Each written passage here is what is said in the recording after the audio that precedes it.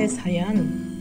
It's lunchtime. Magluluto ako ngayon ng adobo. So, ayan yung aking chicken legs na akin nang na-marinate for 1 hour. Ngayon, ating munang iprito. My own version po ng pagluluto ng adobo chicken. Ayan. Ay, nahulog. Nahulog. Ayun. Prito muna natin ang bahagya ang ating chicken legs. At ito yung aking pinagbabaran. I-set aside natin at yan ang gagamitin nating sauce. Sabaw ng manok. Ayan. So, at ating balikta rin sa kabila naman.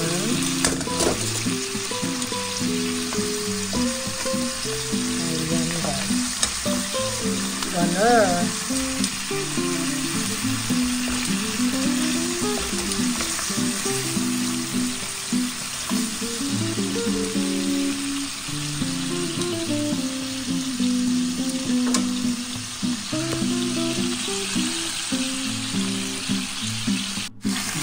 So, ayan guys, brown na ang ating chicken. Lagyan natin ang luya. Ang luya at ang ating kiniwang sibuyas. Yeah.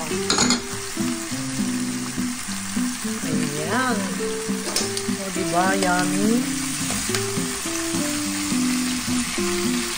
So, next step, yung ating pinagbabaran, ilagay na natin. Ayan, lots of garlic. Ayan. At ating takpan. Ayan guys, kumukulo na. Maglalagay ako ng 2 egg. Tig-isa kami ni Hubby. Ayan.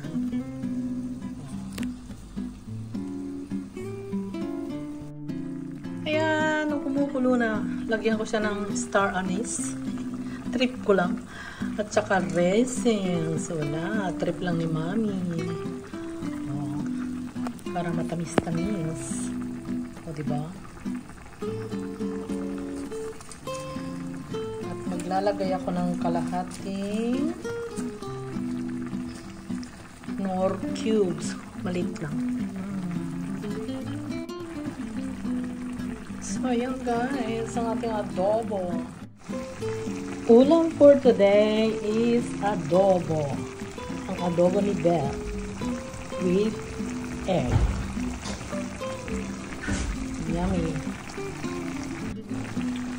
So, ayan guys. Luto ng ating adobo. Diba? Looks so yummy. Yummy. Cooking with Beth. So guys, don't forget to like, comment, and subscribe. See you next cooking video. Cooking with Beth. Subscribe. Thank you. Thank you for watching. Love, love. So ayan, luto ng ating pananghalian. Ang sarap. Ayan, crabbing for adobo. Ayan, ang adobo ni Beth. With egg and onions and chili. Yummy! So, ayan guys, ang ating adobo. Ang adobo ni Beth.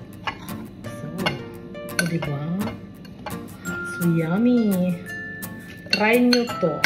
Ang sarap. Oh, ang init. Ang init.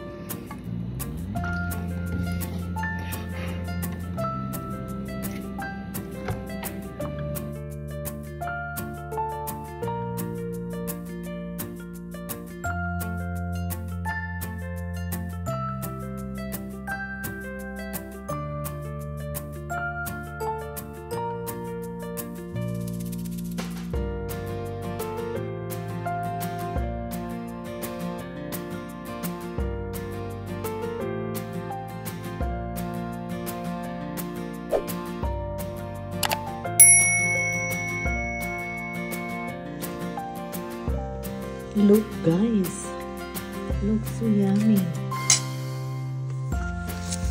Sweet espresso.